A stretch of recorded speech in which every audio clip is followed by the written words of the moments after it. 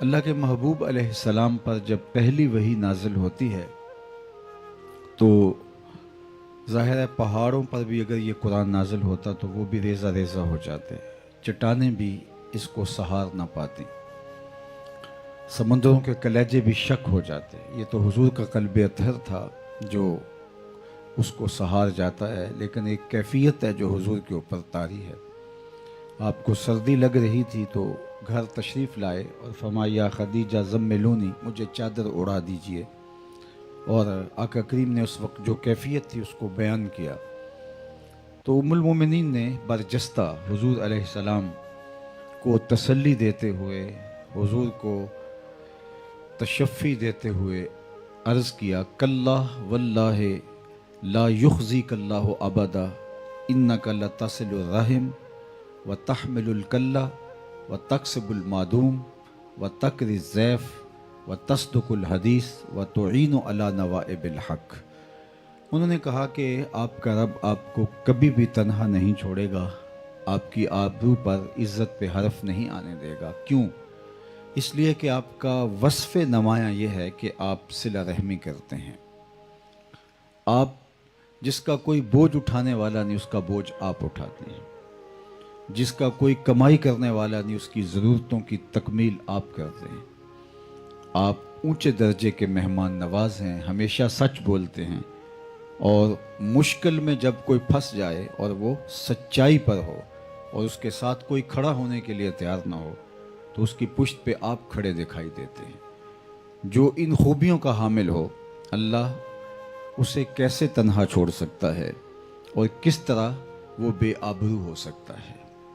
یہ حضور کے نمایاں وصف جو برجستہ ام المومنین نے بیان کیے، ان پر بات کرنے سے قبل میں آپ کو ایک دوسری بات عرض کرنا چاہتا ہوں، وہ یہ کہ جب مکۃ المکرمہ میں ظلم، جبر اور جور کثرت کے ساتھ ہو گئے تو ایک دن حضرت سیدنا صدیق اکبر رضی اللہ تعالیٰ عنہ شہر مکہ چھوڑ کر کے کہیں جانے کے لیے شہر سے باہر نکل کھڑے ہوئے تو راستے کے اندر قریش کا ایک سردار ابن الدغنہ، اس نے حضرت ابو بکر رضی اللہ تعالیٰ عنہ کو جاتے ہوئے دیکھا تو اس نے کہا کہ آپ کدھر جا رہے ہو؟ تو فرمایا کہ یہ شہر رہنے کے قابل نہیں رہا، جہاں انصاف نہ ہو، جہاں ظلم اور جبر کا دورہ ہو، جہاں ایک دوسرے پر لوگ ظلم اور تعدی کا بازار گرم کیے ہوئے ہوں، تو اس شہر میں کیا رہنا، میں شہر چھوڑ کے جا رہا ہوں۔ تو ابن دغنہ نے کہا کہ نہیں، آپ جیسے لوگ شہر نہیں چھوڑیں گے۔ شہروں کا حسن عمارتوں سے نہیں ہوتا، صالح اور پاکیزہ لوگوں کی وجہ سے ہوتا ہے۔ تو کہا کہ آپ جیسا شخص کبھی بھی شہر چھوڑ کے نہیں جائے گا، آپ کو میں امان دیتا ہوں۔ اور اس نے جو برجستہ لفظ کہے وہ یہ تھے کہ آپ کیسے مکہ چھوڑ کے جا سکتے ہیں، اِنَّكَ لَتَصِلُ الرَّحِمَ، آپ صلہ رحمی کرتے ہیں، وَتَحْمِلُ الْكَلَّ وَتَكْسِبُ الْمَعْدُومَ وَتَقْرِي الضَّيْفَ وَتَصْدُقُ الْحَدِيثَ وَتُعِينُ عَلَى نَوَائِبِ الْحَقِّ۔ یہ ہے مکمل متابعت، مکمل فنائیت، اپنے محبوب کی اطاعت اور فرما برداری اور اطاعت و انقیاد اس مقام پہ پہنچی ہے کہ حضرت ام المومنین نے جو لفظ حضور کے لیے استعمال کیے، آج ابن دغنہ وہی لفظ حضرت ابو بکر رضی اللہ تعالی عنہ کے لیے استعمال کر رہے ہیں۔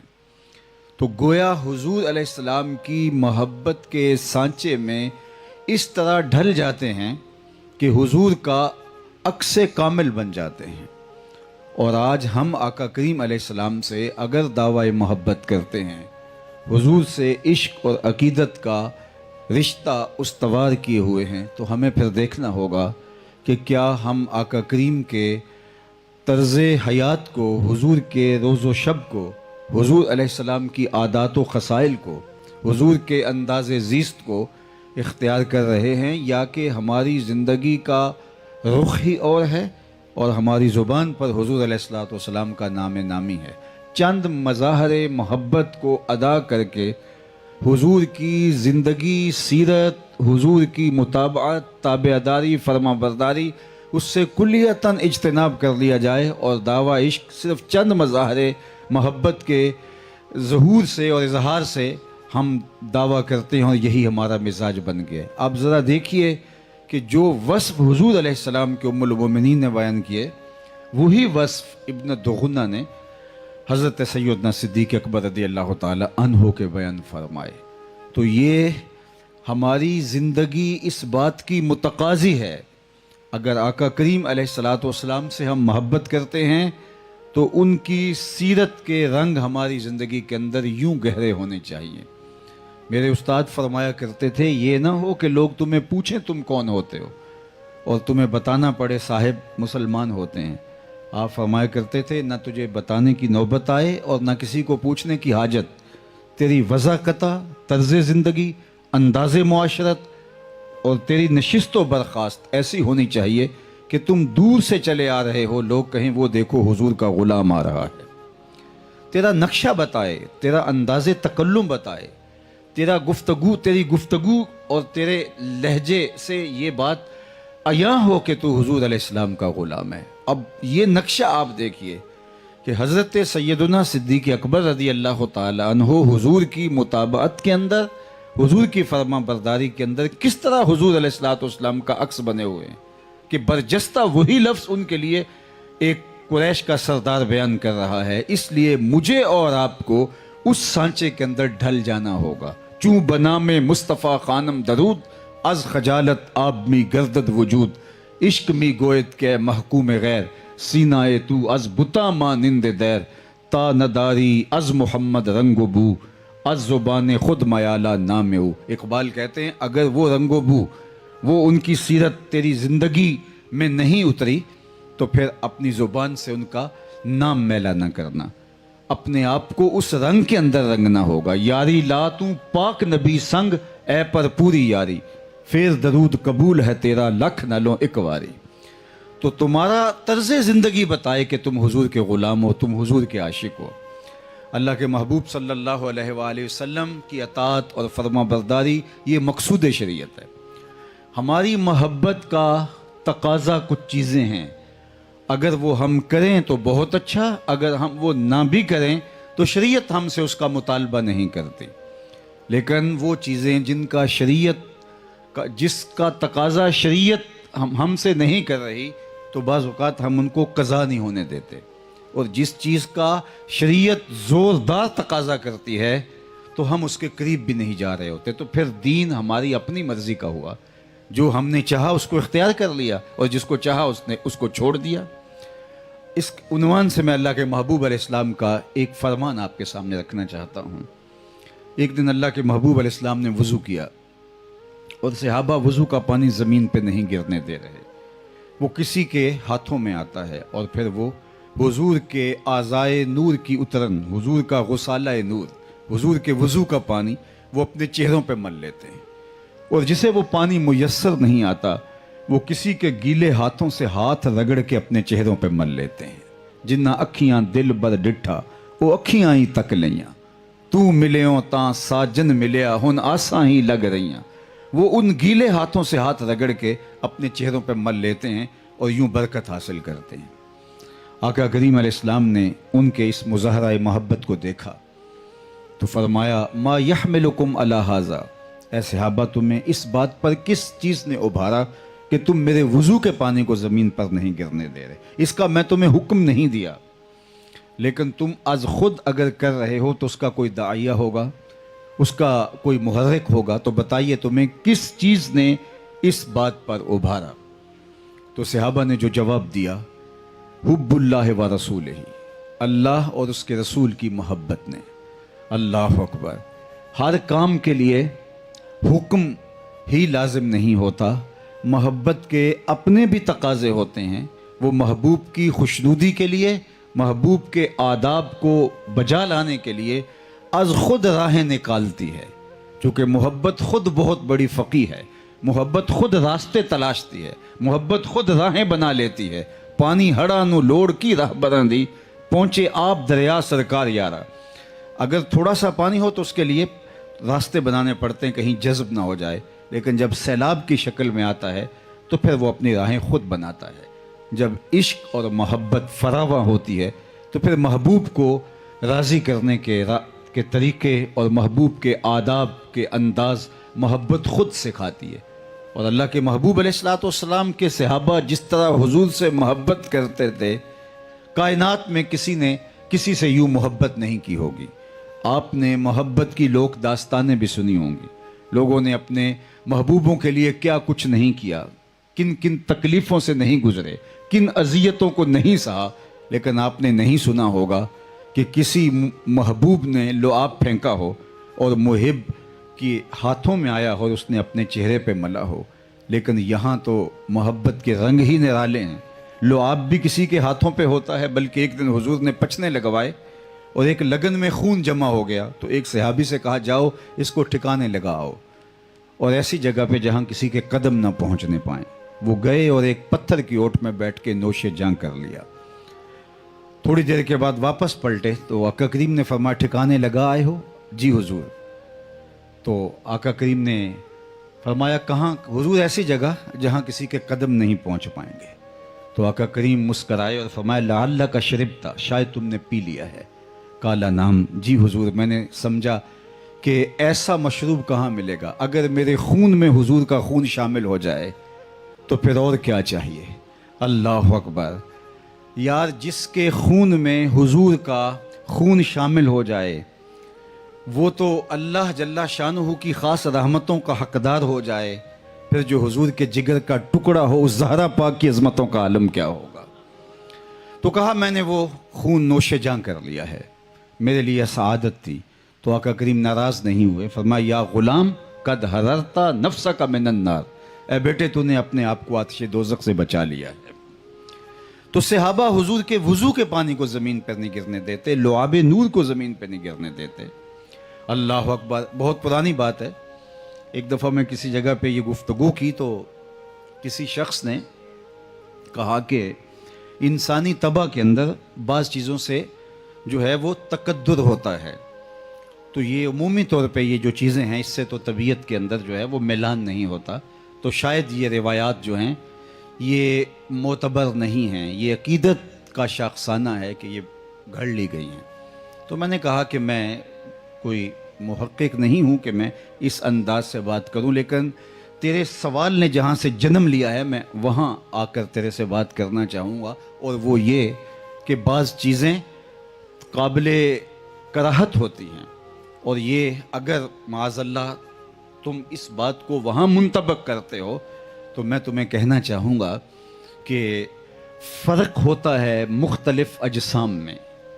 ایک عام مکھی ہے، جب وہ کسی چیز کو چھوئے اور پھر وہ کہیں جا کے بیٹھے تو وہاں جو ہے وہ غلاظت پھیلتی ہے، وہاں جو ہے وہ بیماری پھیلتی ہے، لیکن انہی مکھیوں کی ہم شکل ایک شہد کی مکھی ہے، جب وہ رس چوستی ہے اور جب دوبارہ اگلتی ہے تو وہ شفا بن کے برآمد ہوتا ہے۔ تو میں نے کہا اور لوگوں کے لعاب کے اندر اور ان کے فضلات کے اندر جو ہے وہ تقدر ہے، طبیعت کے اندر جو ہے وہ کراہت پائی جاتی ہے، لیکن وہ بطن نور، وہ آقا نبی رحمت صلی اللہ علیہ وآلہ وسلم جن کا لعاب اگر حضرت جابر کی ہنڈیا میں آئے تو برکت ہو جائے، اگر کھاری کنویں میں آئے تو اللہ اس کو میٹھا کر دے۔ تو صحابہ حضور علیہ الصلوۃ والسلام کے وضو کے پانی کو زمین پر نہیں گرنے دیتے۔ حافظ شیرازی نے ایک بات کہی تھی اپنے محبوب سے مخاطبت کرتے ہوئے کہ کائنات کے اندر جو ہے وہ ایسا کوئی عاشق نہیں ہوگا جیسے عاشق ہم ہیں، اور پھر کہا اس لیے کہ تیرے جیسا سونا بھی تو زمانے میں کوئی نہیں، چونکہ عشق کے اندر جو گرمی، حدت اور حرارت ہوتی ہے وہ حسن کی فراوانی سے ہوتی ہے۔ جتنا حسن فراواں ہوگا اس قدر ہی زور اس وقت جو ہے وہ آتش اور تیزی اور توانائی جو ہے وہ عشق میں ہوگی۔ کائنات کے اندر اگر صحابہ جیسے عاشق دکھائی نہیں دیتے تو حضور جیسا سونا بھی تو کوئی نہیں ہے۔ لکھاں آئے لوک زمانے تے محبوب خدا جیا کوئی نہیں، لکھاں سونے بن بن بیندے نے اودی خاکے پا جیا کوئی نہیں۔ اللہ نے وہ حسن دیا، وہ جمال دیا اپنے محبوب صلی اللہ علیہ وآلہ وسلم کو۔ تو حضور علیہ الصلوۃ والسلام کے आज़ाए वज़ू से उतरा हुआ पानी सहाबा अपने चेहरों पे मल रहे हैं, वज़ू के पानी को ज़मीन पे नहीं गिरने दे रहे। और ये सिर्फ इसी मौके पे नहीं हुआ, सुलह हुदैबिया के मौके पर भी हुआ, जिस पर उर्वा बिन मसूद सक़फ़ी ने एतराज़ भी उठाया और सैयदना सिद्दीक़ अकबर ने जवाब भी दिया, और भी कई मौक़े थे। लेकिन आज आका करीम अलैहिस्सलाम ने सहाबा से बाकायदा पूछा, जबकि ये अमल पहले भी हुआ, बाद में भी जारी रहा, हुजूर ने मना भी नहीं किया। और ये बात जहन में रखो कि अगर कोई ऐसा अमल जो शरीयत के मिजाज से मुतसादम हो तो नबी की ज़िम्मेदारियों में शामिल है कि उसको मना कर दे, उसको रोक दे, क्योंकि वो नबी के सामने अगर अमल होगा और नबी अलैहिस्सलाम अगर खामोशी इख्तियार करेंगे तो वो शरीयत बनेगी, हदीस तकरीरी के ज़ुमरे में आएगा। और एक वाक़या हुआ, हुजूर के बेटे हज़रत इब्राहीम का इंतकाल हुआ और उस दिन ही सूरज को ग्रहण लग गई। तो सहाबा ने आपस में बात की कि हुजूर के बेटे का अफसोस सूरज ने भी मनाया है और आज उसके चेहरा भी गहना गया है और उसको भी ग्रहण लग गई है। तो आका करीम अलैहिस्सलाम तक जब ये बात पहुंची तो हज़रत बिलाल हबशी से कहा कि लोगों को बुलाओ। तो लोगों को बुलाया गया, मेंबर बिछ गया, हुजूर मेंबर पे तशरीफ़ फरमा हुए और ख़ुतबा इरशाद किया, अल्लाह की हम्द बयान की और फिर फरमाया, इन्न शम्सा वल क़मरा आयतान मिन आयातिर रहमान ला यक्सिफान बेमौत अहदिम मिनकुम। लोगों अच्छी तरह सुन लो, सूरज और चांद अल्लाह की निशानियों में से दो निशानियां हैं, किसी के मरने और जीने से इनको ग्रहण नहीं लगा करती। यानी जो चीज़ खिलाफ वाक़या थी हुजूर ने वहीं रोक दिया, वहीं टोक दिया, वहीं मना फरमा दिया, ताकि बाद में आने वालों के लिए ये दलील ना करार पाए। अब यहाँ अल्लाह के महबूब ने ये वाक़या कई बार हुआ और हुजूर के साथ मोहब्बत का ये इजहार सहाबा से सादर होता रहा और ये उनकी मोहब्बत और उनकी उल्फत और उनके प्यार का नतीजा था। उनकी मोहब्बत ने हुजूर के आदाब का ये एक रंग और ये ढंग इख्तियार किया था और बारहा करते थे। हुजूर ने कभी मना नहीं किया था, लेकिन आज हिकमत थी, हुजूर कुछ बताना चाहते थे तो उनसे फरमाया कि सहाबा तुम मेरे वुज़ू के पानी को ज़मीन पर नहीं गिरने दे रहे, आखिर इसकी क्या वजह? तुम्हें किस बात ने इस चीज़ पे वारमा यहमिलुकुम अला हाज़ा? तो सहाबा ने कहा हुब्बुल्लाहि व रसूलिही, अल्लाह और उसके रसूल की मोहब्बत से हम ऐसा कर रहे हैं। हुजूर ने इसकी नफ़ी नहीं की, रोका भी नहीं और उनके इस कौल की तरदीद भी नहीं की, बल्कि एक और बात इरशाद फरमाई, ताकि क़यामत तक आने वाले लोग मोहब्बत के मज़ाहर पर ही रुक न जाएं और मोहब्बत के मज़ाहर को बखूबी और बकमाल अदा करते करते वो कहीं बाकी दीन को नज़रअंदाज न कर बैठे। सहाबा ने तो हुजूर की सोहबत में, हुजूर की तरबियत में ज़िंदगी गुजारी थी, उनसे तो ये गुमान नहीं था, लेकिन हुजूर क़यामत तक आने वाले हालात को अपनी निगाहों में रखे हुए थे। तो आका करीम ने फरमाया कि सहाबा तुमने क्यों ऐसा किया? कहा अल्लाह उसके रसूल की मोहब्बत की वजह से। तो फरमाया जो ये चाहे अल्लाह और उसके रसूल से मोहब्बत करे और अल्लाह और उसका रसूल उससे मोहब्बत करे, जो अल्लाह और उसके रसूल की मोहब्बत का तालिब भी है और अल्लाह और उसके प्यारे रसूल सल्लल्लाहु अलैहि वसल्लम से मोहब्बत करता भी है, तो उसको चाहिए कि वो तीन काम करे। यानी तुम्हारा ये अमल अपनी जगह पे दुरुस्त, तुम्हारा ये उल्फत का अंदाज, रंग और ढंग और सलीका और तरीका अपनी जगह पे, लेकिन तुम अगर ये मोहब्बत करते हो और तुम मोहब्बत के बदले में मोहब्बत हासिल भी करना चाहते हो, अल्लाह उसके रसूल की रज़ा तुम्हें मकसूद और मतलूब भी है, तो तुम्हारा ये अमल अपनी जगह पे, लेकिन तुमने तीन काम कभी तर्क नहीं करने। और वो तीन काम क्या हैं? फरमाया तुम में से जब भी कोई कलाम करे तो हमेशा सच बोले, ज़िंदगी भर कभी झूठ नहीं बोलेगा। अगर तुम ये चाहते हो कि अल्लाह और उसके रसूल से तुम प्यार करते हो, अल्लाह और उसके रसूल से मोहब्बत करते हो और अल्लाह और उसके रसूल की मोहब्बत पाना भी चाहते हो, तो सबसे पहली बात जब भी बोलोगे सच बोलोगे। अल्लाह अकबर। मोमिन की ज़िंदगी सच के साथ जुड़ी हुई है। और हम कैसे झूठ बोल सकते हैं जब हमारे नबी अलैहिस्सलाम सादिक भी थे और अमीन भी थे? हमारी ज़िंदगी में झूठ कहाँ से दर आएगा जब हम सच्चे नबी के पैरोकार हैं, सच्चे नबी के मानने वाले हैं। और सच्चाई का आलम यह है कि अल्लाह के प्यारे महबूब सल्लल्लाहु अलैहि वसल्लम ने जब सनादीद कुरैश को जबले सफ़ा पे बुलाया, जब हुक्म हुआ व अनज़िर अशीरतकल अक़रबीन, अपने करीबी लोगों को बुलाकर दीन की दावत दीजिएगा, तो आका करीम ने सबको बुला के कहा कि लोगों, अगर मैं कहूँ पहाड़ की दूसरी जानब से एक लश्कर आ रहा है जो तुम्हें ताख्त व ताराज करके रख देगा, तो मेरी बात मान लोगे? تو انہوں نے کہا کہ ہم دیکھیں گے، اگر نظر آیا تو بہتر، نظر نہ آیا تو ہم کہیں گے ہم اندھے ہیں، آپ سچے ہو، آپ کی صداقت پہ اتنا یقین ہے۔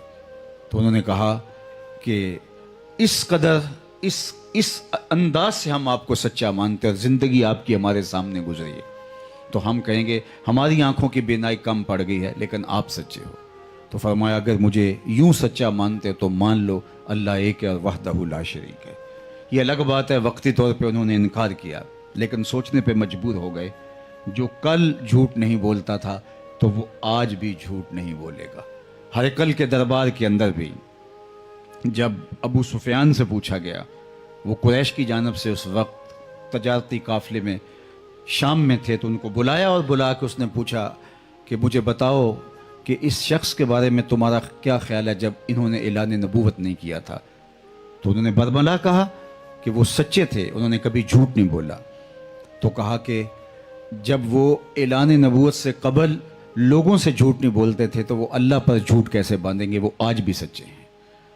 تو سچ میرے نبی علیہ الصلوۃ والسلام کی ایسی پہچان ہے کہ میرے حضور کو کافر بھی صادق اور امین کہتے تھے، اور میں اور آپ جب ان کے ماننے والے ہوں تو ہماری زندگی کے اندر جھوٹ کیسے در آئے گا؟ آج ہمارا تاجر کہتا ہے کہ جناب اگر جھوٹ نہ بولیں تو سودا نہیں بکتا۔ میں کہتا ہوں یہ جاپان آخر کیا وجہ ہے کہ وہ جھوٹ کے بغیر سودا بیچ رہے ہیں، سچ کے ساتھ سودا بیچ رہے ہیں، اور ہم نے یہ بات اپنے تئیں پختہ کر لی کہ جھوٹ کے بغیر سودا نہیں بکتا۔ جھوٹ کے بغیر اگر بک بھی جائے گا، جھوٹ کے ساتھ اگر بک بھی جائے گا تو برکت نہیں ہوگی، اور سچ کے ساتھ اگر تم نقصان بھی اٹھا لو گے تمہیں تکلیف بھی پہنچے گی۔ سچ بولنے کی پاداش میں تمہیں کسی اذیت سے بھی گزرنا پڑے گا لیکن تمہارا دل طمانینت کے نور سے مالا مال رہے گا۔ اس لیے ہمارے دین نے ہمیں سچ بولنے کی تلقین فرمائی، سچ بولنے کی ترغیب دی، سچ بولنے کا حکم ارشاد فرمایا۔ اللہ کے محبوب علیہ السلام سے پوچھا گیا کہ مومن بزدل ہو سکتا ہے؟ فرمایا نہیں، بہادر ہوتا ہے، لیکن ہو سکتا ہے کبھی بزدلی بھی کر جائے، آخر بشری تو ہے۔ پھر دوسرا سوال ہوا مومن بخیل ہو سکتا ہے؟ کہا نہیں، سخی ہوتا ہے، لیکن پھر فرمایا ہو سکتا ہے کہ کبھی بخل کر جائے، آخر بشری تو ہے۔ بلکہ ایک روایت میں ہے کہ جو اولاد ہے یہ مبخلہ بھی ہے اور مجبنہ بھی ہے، یعنی انسان جب صاحب اولاد نہیں ہوتا تو وہ بہادر بھی ہوتا ہے اور وہ بہت شاہ خرچ بھی ہوتا ہے، لیکن جو ہی اولاد ہو جاتی ہے تو تھوڑا تھوڑا بخیل بھی ہو جاتا ہے اور کچھ کچھ بزدل بھی ہو جاتا ہے۔ تو کہا مومن ہوتا سخی ہے لیکن ہو سکتا ہے کبھی وہ بخل کر جائے، ہوتا بہادر ہے لیکن ہو سکتا ہے کبھی وہ بزدلی بھی دکھا جائے۔ پھر تیسرا سوال حضور سے پوچھا گیا کہ مومن جھوٹا ہو سکتا ہے؟ تو اللہ کے محبوب نے فرمایا جھوٹا نہیں ہو سکتا، یہ ممکن نہیں کہ مومن ہو اور جھوٹا ہو۔ میں اور آپ اس آئینے کے اندر اپنا آپ دیکھ سکتے ہیں، اپنی شکل، ہمارا ایمان، ہمارا اسلام، ہمارا دین۔ ہم ایک تو دوسرے زاویوں سے اپنے آپ کو عاشق بھی ثابت کر رہے ہوتے ہیں، دوسرے زاویوں سے اپنے آپ کو بڑا پکا مسلمان بھی ثابت کر رہے ہوتے ہیں، اور پوری دنیا ہمیں کافر نظر آ رہی ہوتی ہے۔ ذرا ہم اس آئینے کے اندر اپنے آپ کو دیکھیں۔ مومن بزدل تو ہو سکتا ہے، عمومی طور پہ نہیں ہوتا، لیکن کبھی کوئی کمزور لمحہ آ سکتا ہے اس کی زندگی کے اندر، وہ کمزوری دکھا جائے۔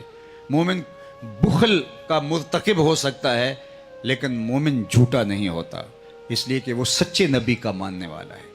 اور جب کوئی شخص جھوٹ بولتا ہے، حدیث پاک میں آتا ہے کہ اس کے منہ سے بدبو نکلتی ہے۔ عام لوگ تو نہیں سونگھ پاتے، لیکن اللہ کے نورانی فرشتے جو ہمارے حصے کی رحمتیں لے کے ہمارے گھر میں دینے آ رہے ہوتے ہیں، وہ حساس نورانی فرشتے اس کو محسوس کرتے ہیں اور 1 میل پیچھے ہٹ جاتے ہیں۔ وہ ہمارے حصے کی ڈیلیوری لے کے رحمت کا پارسل دینے ہمارے گھر آ رہے ہوتے ہیں، لیکن گھر سے جب بدبو نکلتی ہے تو 1 میل پیچھے ہٹ جاتے ہیں۔ اب گھر میں باپ بھی جھوٹ بولے، ماں بھی جھوٹ بولے، بھائی بھی جھوٹ بولے، بہویں بھی جھوٹ بولیں، بیٹیاں بھی جھوٹ بولیں، وہاں تو بدبو کے ببوکے اٹھ رہے ہوں گے، تو فرشتے تو بہت دور شہر سے باہر کھڑے ہوں گے، اور ہمارے گھر میں سکون، طمانینت، خیر، برکت کچھ بھی نہیں، اس لیے کہ جو رحمت لے کے فرشتوں نے آنی تھی وہ تو گلیوں میں اتنی عفونت پھیلی ہوئی ہے کہ آگے آ نہیں پا رہے، اور پہلی عفونت، پہلا تعفن ابھی ختم نہیں ہونے پاتا، نئے جھوٹ سے مزید ہم بدبو پھیلا دیتے ہیں۔ اب گھر کے اندر بے برکتی ہے، ہم نے سمجھا کسی نے تعویذ ڈال دیے، اب ہم بھاگے عاملوں کے پاس. اب عامل تو بیٹھا ہی ٹھیا لگا کے اسی کام کے لیے تھا. اس نے کہا تم تو وقت پہ آگے ہو, ورنہ یہ تعویذ چل جانے تھے اگر تم ایک دن بھی لیٹ ہو جاتے. اب اتنے منگل آنا پڑے گا, اتنی جمعرات آنا پڑے گا, اتنے بدھ آنا پڑے گا. اور ایسے ایسے منحوس لوگ ہوتے ہیں, ایسے ایسے منحوس کہ وضو تو دور کی بات ہے, ان کو غسل کا طریقہ بھی نہیں آتا. اور میں نے دیکھا ہے شریف گھرانوں کی خواتین وہاں ان سے فیض لینے ان کے سامنے بیٹھی ہوتی ہیں. وہ عجیب کماش کے لوگ ہوتے ہیں, ان کی آنکھوں میں حیا نام کی چیز نہیں ہوتی, اور بدکار قسم کے لوگوں کے سامنے جو ہے یہ اپنے درد کا مداوع کروانے ان کے سامنے بیٹھے ہوتے ہیں. جھوٹ کی نحوست سے رحمتیں بھی روٹھی, اور اس کی نحوست کے ساتھ کتنے بدکار اور کتنے مکروہ لوگوں کے سامنے جا کے شریف لوگوں کو بیٹھنا پڑا, اور ان کی عقل بھی چھن گئی. میں نہیں کہتا سارے عامل غلط ہیں, کوئی 1000 میں سے ایک اچھا بھی ہوگا, لیکن عمومی طور پہ یہ ٹھیے لگا کے بیٹھے ہیں, یہ لوگوں کی عقیدت لوٹ رہے ہیں اور ذوف الاعتقادی بانٹ رہے ہیں. توکل کمزور ہو رہا ہے, اللہ پر بھروسہ کمزور ہو رہا ہے, اور یہ سب کچھ ان کے ہاتھ میں سمجھتے ہیں, اور شرک کا ارتکاب لوگ کر رہے ہیں. ان لوگوں کے چونچلے اور ان لوگوں کے رویے اور ان لوگوں کی ذوف الاعتقادیوں کے ذریعے سے لوگوں کو کمزور کر کے شرک کے دروازے تک لے جاتے ہیں, اور نتیجہ کیا ہے, ساری قوم کو تعویذ پڑے ہوئے ہیں. اصل مسئلہ کیا ہے وہ بتانے کے لیے کوئی تیار نہیں ہے. وہ یہ ہے کہ تمہارے حصے کی جو ڈلیوری, تمہارے حصے کا جو پارسل رحمت کا فرشتے لے کے آ رہے تھے شہر کی گلیوں میں, دیہاتوں کی گلیوں میں, اتنی عفونت, اتنا تعفن, اتنی بدبو پھیلی ہوئی ہے کہ وہ اندر گلیوں میں آ نہیں پا رہے اور باہر کھڑے ہیں. اگر ہم اپنے گھر کے اندر سچائی کے ماحول کو پیدا کریں تو ہمارے گھروں کے اندر رحمت لے کر اللہ کے فرشتے نازل ہوں گے, اور ہمارے گھر کے اندر برکتوں کے قافلے اترتے رہیں گے. تو مومن جو ہے وہ سچ کے ساتھ جڑا ہوتا ہے. اللہ کے محبوب علیہ السلام نے ایک دن فرمایا, الا انبئکم باکبر الکبائر, کیا میں تمہیں بڑے بڑے گناہوں کی خبر نہ دوں. گناہ تو علماء نے کہا کہ چھوٹا اور بڑا جو کہا گیا صغیرہ اور کبیرہ, یہ بڑے کی مناسبت سے اس کو صغیرہ کہا گیا, ورنہ جو چیز اللہ کی ناراضگی کا سبب ہو وہ چھوٹی نہیں ہوتی. لیکن ان بڑے گناہوں میں بھی اکبر الکبائر. تو صحابہ نے کہا کیوں نہیں حضور, ارشاد فرمائیے. تو آقا کریم نے فرمایا الاشراک باللہ, سب سے بڑا گناہ اللہ کے ساتھ کسی کو شریک ٹھہرانا ہے. اللہ اکبر, سب سے بڑا گناہ اللہ کے ساتھ کسی کو شریک ٹھہرانا ہے, اس کی معافی نہیں ہے. دوسرا بڑا گناہ حقوق الوالدین, والدین کی نافرمانی کرنا ہے. اور تیسری بات بیان کرنے سے قبل حضور ٹیک لگائے بیٹھے تھے, ٹیک چھوڑ دی, اور آقا کریم نے فرمایا الا وقول الزور, سن لو تیسرا بڑا گناہ جھوٹ بولنا ہے. پھر فرما رہے تھے الا وقول الزور, سن لو تیسرا بڑا گناہ جھوٹ بولنا ہے. پھر فرما رہے تھے الا وقول الزور, سن لو جھوٹ بولنا ہے. اور حضور بار بار فرمائے جا رہے تھے. صحابہ فرماتے تھے ہم آرزو کر رہے تھے لیتہ سکت, کاش کہ حضور خاموشی سکوت اختیار فرمائیں. جو اہمیت اجاگر کرنا چاہ رہے ہیں حضور نے ٹیک چھوڑی, اللہ کے ساتھ تاکید فرمائی, اور آقا کریم بار بار تکرار کے ساتھ فرما رہے ہیں. ہم سمجھ گئے, ہم اس چیز کو پا گئے جو حضور جو ہے وہ جو تاثر ہمیں دینا چاہ رہے ہیں. لیکن حضور کے دل میں امت کی ہمدردی اتنی ہے کہ بار بار بار بار حضور ارشاد فرما رہے ہیں اللہ اکبر, کہ کہیں میری امت اس برے گناہ کے اندر مبتلا نہ ہو جائے, اور میری امت کے کو پر جو ہے وہ جھوٹ کا الزام نہ آئے کہ یہ جھوٹے لوگ ہیں. حضور صادق تھے, حضور سچے تھے, حضور چاہتے تھے کہ میری امت بھی صادق ہو, میری امت بھی سچی ہو. وہ کیسی امت ہے جو جھوٹ کی بدکاری سے اپنے نبی کو دکھ دیتی ہے, اور وہ سمجھتی ہے کہ شاید چند میرے محبت کے مظاہر سے اللہ کے رسول راضی ہو جائیں گے, جبکہ اللہ کے محبوب علیہ السلام نے اس قدر صحابہ کے ادب کی کیفیت کو دیکھ کر فرمایا تمہارا یہ عمل اپنی جگہ پہ, لیکن میں چاہتا ہوں, میرا تقاضا تم سے یہ ہے کہ زندگی بھر تم جھوٹ نہیں بولو گے. اور پھر اس کے بعد دوسری بات اللہ کے محبوب نے فرمائی کہ اگر تم چاہتے ہو اللہ اس کا رسول تم سے پیار کرے اور تم اللہ اس کے رسول سے پیار کرو, تو فرمایا کہ تمہارے پاس جب امانت رکھی جائے تو اس امانت میں خیانت نہ کرنا. اللہ اکبر. میرے اور آپ کے آقا و مولا کی اپنی زندگی, روز و شب حضور کی حیات طیبہ ہمارے سامنے ہے. حضور کو صادق بھی کہا گیا اور امین بھی کہا گیا, اور کائنات کے اندر کوئی ایسی مثال لا کے دکھاؤ. کفار نے دار الندوہ میں بیٹھ کے سازش تیار کی حضور علیہ السلام کو معاذ اللہ شہید کرنے کی, اور ہر قبیلے کا ایک ایک فرد لیا کہ اگر بنو ہاشم اٹھ کھڑے ہوئے تو ہم مل کے مقابلہ کریں گے, اگر خون بہا مانگا تو مل کے ادا کر دیں گے. اور اتنے قبائل سے وہ لڑ نہیں سکیں گے، لہٰذا انہوں نے حضور کے گھر کا گھیراؤ کر لیا اور حضور کی زندگی کا چراغ بجھانے کی آرزو سے تلواریں، نیزے اور انیاں لیے حضور کے گھر کا محاصرہ کیے ہوئے ہیں۔ لیکن فانوس بن کے جس کی حفاظت ہوا کرے، وہ شمع کیا بجھے جسے روشن خدا کرے۔ اللہ کے محبوب سورہ یاسین کی تلاوت کرتے ہوئے ان کی آنکھوں میں خاک ڈال کے گزر گئے۔ لیکن سنو، اس نازک اور حساس لمحات میں حضور نے اپنے پیارے، اپنے جگر کے اور دل کے ٹکڑے حضرت مولا کائنات سیدنا علی المرتضیٰ رضی اللہ تعالی عنہ کو اپنے بستر پہ لٹایا اور کہا، علی تم میرے بستر پہ لیٹ جاؤ، صبح ان کی امانتیں دے کے تم بھی مدینے چلے آنا۔ اب مجھے بتاؤ، جو جان کا دشمن ہو، تلواریں، نیزے، انیاں لے کے کھڑا ہو اور تمہاری زندگی کا چراغ بجھا دینے کے لیے جو ہے وہ مستعد اور فعال کھڑا ہو کہ کوئی موقع ملے اور میں کام تمام کروں، اس کی امانتوں کا پھر کون خیال رکھے گا؟ لیکن کائنات کے اندر اس کی کوئی دوسری مثال نہیں ملے گی۔ آمنہ کے لال اپنے جو ہے وہ بھائی حضرت سیدنا علی المرتضیٰ کو وہاں لٹا کے، یہ کتنا رزق تھا، وہاں لٹا کر کے ان کو اس چارپائی کے اوپر یہ کام سونپ کے آئے کہ یہ اگرچہ قتل کرنے کی نیت سے آئے ہیں، شہید کرنے کی نیت سے آئے ہیں، لیکن ان کی امانتیں ضائع نہیں ہونی چاہیے۔ یہ میرے اور آپ کے آقا و مولا ہیں، حضور کا ماننے والا امانت میں خیانت کیسے کر سکتا ہے؟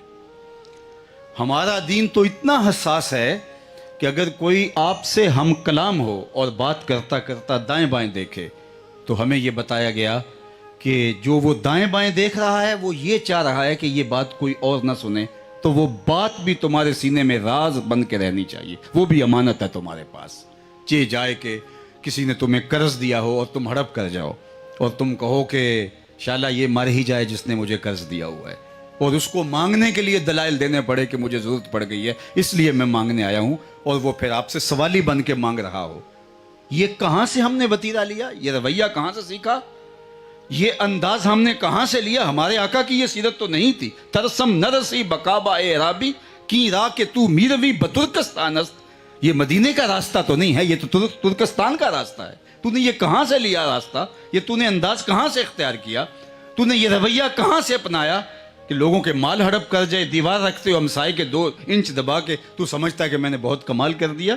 جس نے ایک بالشت زمین کسی کی دبائی، کل قیامت کے دن 7 زمینوں کا توق اس کے گلے میں ڈال دیا جائے گا۔ کون ہے وہ جو بوجھ اٹھا سکے؟ اور جس نے کسی کے 3 پیسے دبائے، 3 پیسے، لاکھوں کروڑوں کھا گئے اور ڈکار مار گئے، وہ تو بات کی بات ہے، صرف 3 پیسے کسی دبائے، قیامت کے دن سکہ رائج الوقت اعمال ہوں گے، عمل دے کے جان چھوٹے گی، عمل دے کے بھی جان نہ چھوٹ رہی ہوگی، اس کے گناہ لینے پڑیں گے۔ جس نے کسی کے 3 پیسے دبائے، اس کے عوض میں 700 نمازیں جو جماعت کے ساتھ پڑھی ہیں وہ لے لی جائیں گے۔ تو ذرا حساب تو نکالنا، آپ اب چیزوں کے حساب نکالنے کے ہم عادی ہیں، ذرا ہم نکالیں نا حساب۔ اگر 2-4 ہزار بھی کسی کا دینا ہوا، سارے حج، سارے عمرے، ساری عبادتیں، ساری ریاستیں، سجدے، رکوع، قیام سب نکل جائیں گے 5-7 ہزار کے عوض کے اندر، اور ہم لوگوں کے مکانوں پہ قبضہ کر کے، لوگوں کے گھروں پہ قبضہ کر کے، حکومت کا مال لوٹ کر کے، نوچ کر کے لوگوں کے وسائل، اور ہم سمجھتے ہیں کہ ایک عمرہ اور ایک حج ہمارے سارے گناہوں کے اوپر پردہ ڈالنے کے لیے کافی ہے۔ ہمیں سوچنا ہوگا، ہمارے نبی امانت دار ہیں اور انہوں نے ایسا امن اور ایسی امانت کی ادائیگی کا رنگ دنیا کو دکھایا کہ جو جان لینے آئے تھے ان کی امانتوں کا بھی حضور علیہ السلام نے جو ہے وہ پورا ان کو لٹا کے امانت دنیا کو بتایا کہ محمد عربی یہ سیرت لے کر آیا ہے، اور یہی سیرت اور یہی کردار اپنے غلاموں کو جو ہے وہ نبی علیہ السلام سکھا رہے ہیں۔ فرمایا کہ اگر تم یہ چاہتے ہو کہ اللہ اس کے رسول تم سے پیار کریں تو کبھی بھی امانت میں خیانت نہ کرنا۔ اور تیسری چیز ارشاد فرمائی کہ اگر تم یہ چاہتے ہو کہ اللہ اس کے رسول کی محبت ہمیں حاصل ہو تو جو تمہاری ہمسائیگی میں آ بسے اس کا حق مجاورت ادا کرنا، ہمسائیگی کا حق ادا کرنا۔ اللہ اکبر۔ فرمایا ہمسائے کے بارے میں مجھے جبریل نے اس قدر آ کے تاکیدات کی ہیں کہ مجھے لگا کہیں وراثت میں حقدار نہ ٹھہرا دیا جائے، اور قیامت کے دن سب سے پہلے جو اللہ کو شکایت لگائے گا وہ ہمسایہ ہوگا۔ یہ بات ذہن میں رکھیے، سب سے پہلا سوال قیامت کے دن نماز کا ہوگا، سب سے پہلا فیصلہ قیامت کے دن قتل کا ہوگا، اور سب سے پہلی شکایت قیامت کے دن ہمسایہ لگائے گا۔ میں اور آپ دیکھیں اور ہمسایہ صرف وہ نہیں ہوتا جس کا دروازہ آپ کے دروازے کے سامنے ہے، جس کی دیوار آپ کی دیوار کے ساتھ ہے۔ 40 گھروں تک ہمسائیگی چلتی ہے۔ اگر اس یونٹ کو ہم سنبھال لیں اور ہمسائے کی ضرورتوں کا ہم خیال کرنے لگ جائیں، ہمارے دین نے تو ہمیں یہ کہا ہے تمہاری نمازیں قبول نہیں ہوتی اگر تمہارا ہمسایہ بھوکا ہو۔ ہمیں تو ہمسایوں کے بارے میں اس قدر تاکید کی گئی، اور ہمسایہ چاہے کافر کیوں نہ ہو، اگر وہ مومن ہے تو اس کے 2 حق ہیں، ایمان کا حق اور ہمسائیگی کا حق، اور اگر وہ رشتہ دار بھی ہیں تو پھر 3 حق بن گئے۔ تو یہ حضور کا دیا ہوا دین ہے، لیکن یہ اوکھا کام ہے۔ یہ کام جو ہے وہ آسان نہیں ہے، اس کے لیے پوری زندگی یہ مشق کرنی پڑے گی، اپنے آپ کو جھوٹ سے بچانا پڑے گا، ایک ایک چیز ایک ایک پائی کا حساب رکھنا پڑے گا، اور حقدار کو حق دینا پڑے گا۔ ہمسایہ پوری زندگی کا ہمسایہ ہے، یہاں سٹ کے کہیں اور بھی بس جائیں تو وہاں بھی ہمسایہ ہوگا۔ تو یہ پوری زندگی کی مشق کون کرے گا؟ تو ہم نے بعض کا کوئی سوکھے آسان چیزیں ڈھونڈ لی ہیں، اور ہم نے کہہ دیا کہ ٹھیک ہے اس سے ہماری مغفرت بخشش اور سب کچھ ہو جائے گا۔ یہ دین ایسے نہیں ہے، یہ اللہ کا ایک پورا منظم نظام ہے، اور یہ دین ہمیں پورا ایک مربوط زندگی کا لاہ عمل دیتا ہے، اور اس کے مطابق حضور نے زندگی گزار کر اپنے روز و شب بسر کر کے ہمارے سامنے رکھیں کہ یہ ہے انداز حیات، یہ ہے زندگی کا سلیقہ، یہ ہے حضور علیہ الصلوۃ والسلام نے بتایا یہ ہے تمہاری زیست کا طریقہ، اور اس کے مطابق اپنی زندگی گزارو۔ سویر سے لے کر شام تک اور شام سے لے کر سویر تک کوئی مرحلہ حیات ایسا نہیں جہاں کامل، اکمل، مکمل اور خوبصورت رہنمائی میسر نہ ہو۔ تو آئیے میں اور آپ اپنی زندگی کا جائزہ لیں، کہیں غلط فہمی میں نہ رہیں۔ بعض لوگ نعت خواں کے ایک شعر پہ زندگی گزار دیتے ہیں، کچھ نہیں ہوگا، لیکن آنکھیں جب کھلیں گی اس وقت جب آنکھیں بند ہوں گی۔ اور مجھے معاف کیجئے، آج تو غنیمت ہے کہ آپ یہاں بیٹھے ہیں، ورنہ آج تو پیر بھی یہی کہتا ہے کہ جناب میرے ساتھ آپ نے رشتہ قائم کر لیا طریقت کا، میرے ساتھ آپ نے عقیدت کا ربط اور ارادت کا رشتہ قائم کر لیا، اب خیر ہے جو مرضی کرتے پھرو۔ وہ کون سا پیر ہے جو مرید کو جھڑکتا ہے، مرید کو کہتا ہے کہ میاں تم میرے لڑ لگے ہو، میرے ساتھ نسبت قائم کی ہے، تو اب تمہارا یہ عمل کیا ہے؟ تمہارا یہ عمل سوالیہ نشان ہے۔ اگر آپ کو یہاں سے یہ مل رہا ہے اور آج ہمیں یہاں بلا کے ایسے عنوانات سے گفتگو کرنے کا کہا گیا ہے، اور شام کو بھی جو تقریریں ہیں، خطابات ہیں، ان کے موضوعات بتائے گئے ہیں اور قوم کی ضرورت کو ملحوظ رکھا گیا ہے، تو اس پر آپ کو شکریہ ادا کرنا ہوگا رب کا، اور 2 نفل پڑھنے ہوگے شکریہ کے کہ مالک ایسی چوکھٹ نصیب ہوئی ہے، ایسی دہلیز ملی ہے جہاں حضور کا پورا دین ہمیں سکھایا جاتا ہے۔ نہیں تو یہ تو سوکھا کام ہے، ٹینشن فری کر دیں، لیکن وہ ٹینشن فری ہونے سے کیا واقعتاً سلسلہ ختم ہو جائے گا؟ بلی کو دیکھ کے کبوتر آنکھیں موند لے تو کیا اس کے خونی پنجوں سے بچ جائے گا؟ وہ کتنی دیر تک دھوکے میں رہے گا؟ جب آنکھیں جو ہے وہ اس وقت کھلیں گی جب اس کے خونی پنجے اس کے جو بدن کی بوٹیاں نوچ رہی ہوں گی۔ آخرت ہے، اللہ کا نظام ہے، قبر کے سوال ہیں، حشر کا دن ہے، ترازو لگائے جائیں گے، اعمال تولے جائیں گے، جنت بنائی گئی ہے، دوزخ بنائی گئی ہے، قرآن تنزیل سے بڑا ہوا ہے، تبشیر سے بڑا ہوا ہے۔ اللہ کے محبوب علیہ الصلوۃ والسلام جو ہے جب عذاب کی آیتیں اترتی تو حضور کا بدن جو ہے اس کے اوپر خشیت طاری ہو جاتی، کبھی اشک بہتے۔ تو یہ کیا سارا ایک نعت خواں کے شعر سے سب کچھ صاف ہو جائے گا اور ایک پیر کے لارے سے سب کچھ جو ہے وہ فارغ ہو جائے گا؟ ایسا نہیں ہے، ہم دھوکے میں اپنے آپ کو مبتلا کر رہے ہیں۔ پیر وہ نہیں ہے جو تمہیں ٹینشن فری کر دے، پیر تو وہ ہے جو تمہیں اور مصیبت میں ڈال دے، اور ٹینشن لگا دے، تمہارے لیے جینا دشوار کر دے۔ تو نے پوچھی ہے امامت کی حقیقت مجھ سے، حق تجھے میری طرح صاحب اسرار کرے، ہے وہی تیرے زمانے کا امام برحق جو تجھے حاضر و موجود سے بیزار کرے، موت کے آئینے میں دکھلا کے رخ دوست تیرے لیے زندگی اور بھی دشوار کرے، فتنہ ملت بیضا ہے امامت اس کی جو مسلمان کو سلاطین کا پرستار کرے۔ تو مجھے اور آپ کو یہ آستان حضور کی سیرت سیکھنے کے لیے تھی، حضور علیہ الصلوۃ والسلام کی زندگی سیکھنے کے لیے پیر کا ایک نقشہ ہوتا ہے، اور وہ پیر کے عمل سے، پیر کے رویے سے مبدأ و معاد کے اندر حضرت مجدد پاک علیہ رحمہ فرماتے ہیں کہ آپ پیر کے عمل سے اور رویے سے دین سیکھتے ہیں۔ تو جہاں خود دین نہیں ہوگا وہاں سے آپ کیا سیکھیں گے؟ وہاں سے آپ کیا حاصل کریں گے؟ حضرت شاہ نقشبند بخاری علیہ رحمہ نے قصر عارفہ کے اندر جو خانقاہ بنائی تھی، اس خانقاہ کا اتنا خوبصورت نظم تھا کہ 12 سال کے اندر لوگ وہاں پورا کامل، اکمل، مکمل دین صرف سیکھتے نہیں تھے کہ وہ دین سمجھ لیا، بلکہ ان کی عملی زندگی کے اندر وہ نفوذ پذیر ہوتا تھا، اور جب وہ وہاں سے نکلتے تھے حضور علیہ الصلوۃ والسلام کی سیرت کا نقشہ دکھائی دیتے تھے۔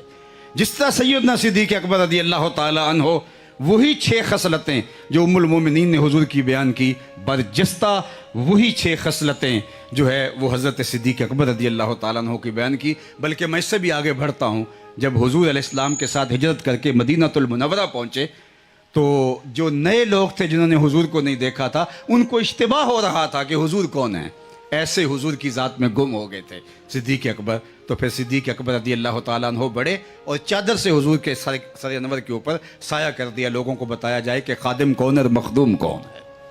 تو یہ اس رنگ کے اندر رنگے جانا، اس طرز کے اندر اپنے آپ کو جو ہے، تم پیر مرید تیرا دوواں شریعت لگ دیے، فرق پیاجے وال برابر بدنامی دو جگ دیے۔ تو اگر ہم نے اس راستے میں اپنے آپ کو ڈالا ہے، یہ طریقت کا راستہ، یہ اپنے آپ کو سپرد کر دینا ہے، اپنی مرضی تو پھر ختم ہو جاتی ہے۔ جب کسی کے ہاتھوں میں ہاتھ دے دیا تو پھر اس کا مطلب کیا کہ سب کچھ تیرے سپرد، پھر اپنی خواہش کہاں رہی، اپنی مرضی کہاں رہی، اپنی تمنا کہاں رہی؟ بذل جانو مالو نام و ننگ در طریق عشق اول منزل است۔ حافظ شیرازی علیہ رحمہ فرماتے ہیں مال جان دولت سب کچھ کسی کے ہاتھ میں دے دینا، یہ ابھی عشق کا بیانہ ہے، ابھی معاملہ تو آگے شروع ہونے والا ہے۔ سب کچھ لٹا کے بھی ابھی یہ شروع ہوا ہے سلسلہ، ابھی تو راستے کے اندر آپ نے پہلا قدم رکھا ہے، لیکن ہم اپنی خواہشات کے مطابق جینا چاہتے ہیں، اپنی مرضی کے مطابق جینا چاہتے ہیں، اپنی تمناؤں کے مطابق زندگی بسر کرنا چاہتے ہیں، اور ہماری آرزو یہ ہے کہ یہ سوکھا کام نہیں ہے۔ ایک تھوڑا سا کام بھی آپ نے کرنا ہو، تھوڑی سی دنیا کی منزل حاصل کرنی ہو، تو اس کے لیے آپ کو کتنی تگ و دو اور تردد اور محنت کرنی پڑتی ہے، اور اللہ کی قربت یہ کوئی چھوٹا انعام نہیں ہے۔ اس کے لیے اپنی ساری زندگی ان کی مطابعت کے سانچے میں ڈھال دینی پڑتی ہے، اور اللہ کے محبوب علیہ الصلوۃ والسلام کی رضا کو جاننا پڑتا ہے، اور اپنا آپ ان کی راہوں میں قربان کرنا پڑتا ہے۔ اگر وقت کے دامن میں گنجائش ہوتی تو اس کو مزید آگے لے جاتا، لیکن ایک بات اور اپنی گفتگو کو اختتام کی طرف لے جاؤں گا۔ اللہ کے محبوب تشریف فرما تھے تو ایک صحابی آئے، وہ ایک لمبے سفر سے ایک مدت کے بعد حاضر ہوئے تھے، اور انہوں نے حضور سے سلام لیا۔ اللہ کے محبوب نے رخ پھیر لیا، وہ یہ سمجھے کہ شاید رش کی وجہ سے حضور نے اعراض فرمایا ہے، میری طرف التفات نہیں ہوا۔ بعض اوقات ایسا ہوتا ہے، ہمارے ساتھ بھی ایسا ہوتا رہتا ہے، کوئی ادھر سے سلام کہہ رہا ہے، کوئی ادھر سے ہاتھ بڑھا رہا ہے، کوئی ادھر سے آواز دے رہا ہے، تو جب جھمگٹے کے اندر آپ پھنس جاتے ہیں تو کوئی نہ کوئی نظر انداز ہو جاتا ہے۔ تو سنجیدہ متین اچھے صائب لوگ وہ مجبوری سمجھتے ہیں، تو وہ کہتے ہیں کوئی بات نہیں، ظاہر ہے اس رش کے اندر یہی ہوگا۔ لیکن کچھ لوگ ایسے مواقع پر بھی ناراض ہو جاتے ہیں کہ میری جانب جو ہے وہ التفات نہیں ہوا۔ تو وہ صحابی تھے، وہ سمجھے کہ رش ہے اور میں نے سلام دیا، حضور نے التفات نہیں فرمایا، ادھر رخ ہو گیا حضور کا، تو وہ جدھر رخ ہوا ادھر سے جا کے اس نے حضور کو سلام کیا، لیکن آقا کریم نے پھر رخ پھیر لیا۔ اب انہیں یقین ہو گیا کہ حضور مجھ سے ناراض ہیں، تو وہ صحابہ سے پوچھتے پھرتے ہیں کہ حضور مجھ سے ناراض لگ رہے ہیں، مجھے معلوم نہیں، ایک مدت کے بعد میں حاضر ہوا ہوں، کوئی تم بتا سکتے ہو کہ ناراضگی کا سبب کیا ہے؟ یہ بھی بڑی بات ہے، ورنہ ہم نے یہ لوگ بھی دیکھے ہیں کہ اگر ان سے ناراض ہو جائیں اور ان کو معلوم نہ ہو کہ ناراضگی کی وجہ کیا ہے، وہ خود ناراض ہو جاتے ہیں۔ وہ بڑے کو، پیر کو، مرشد کو، استاد کو، باپ کو ناراض ہونے کا حق بھی نہیں دیتے۔ تو وہ کہتے ہیں ہمیں چونکہ معلوم نہیں، لہٰذا کیا وجہ ہے، کیوں ناراض ہوئے، ان کو پہلے بتانا پڑے گا کہ ہماری یہ وجوہات ہے ناراضگی، لکھ کے دینا پڑے گا، پھر اس کے بعد ان سے ناراض ہوں گے۔ لیکن وہ صحابی تھے، وہ صحابہ سے پوچھتے پھر رہے ہیں کہ حضور مجھ سے ناراض لگ رہے ہیں، آپ بتا سکتے ہیں کہ ناراضگی کی وجہ کیا ہو سکتی؟ انہوں نے غور کیا، کہا ہاں تو نے یہ سونے کی انگوٹھی پہن رکھی ہے، اور اللہ کے محبوب اس سے منع فرما چکے ہیں، آتش دوزخ کا انگارہ قرار دے دیا ہے، تو ناراضگی کا سبب ہمارے خیال میں یہی ہے، تمہیں پتہ نہیں اس لیے تم نے پہنی ہے، باقی تو کسی نے نہیں پہنی۔ اور صحابہ ایسے ہی کرتے تھے، ادھر حکم ہوا، ادھر ان کا اس حکم کی مطابقت کے اندر عمل ہو گیا۔ اللہ اکبر! بلکہ ایک بار ایسا ہوا کہ حضور نے انگوٹھی پہنی تو سب صحابہ نے انگوٹھیاں پہن لی، اور ایک دن حضور نے انگوٹھی اتاری تو سب نے اتار دی۔ یہ ہے مطابعت، یہ ہے حضور کی فرما برداری۔ تو انہوں نے کہا کہ حضور نے منع کر دیا ہے، سونا چاندی مردوں کے لیے حرام ہے، اور شاید حضور کی ناراضگی کا سبب یہ ہو۔ انہوں نے کہا اس کے مالک شری تو تم ہو. حضور نے پھینک دی اس لیے کہ تمہارے لیے جائز نہیں ہے، لیکن تمہاری بیوی تو پہن سکتی ہے، تو اٹھا لو. تو صحابی نے کہا واللہ لا آخذہ وقد طرحہ رسول اللہ صلی اللہ علیہ وآلہ وسلم. اس نے کہا اللہ کی قسم میں اس انگوٹھی کو کبھی نہیں اٹھاؤں گا جس کو میرے حضور نے پھینک دیا ہے.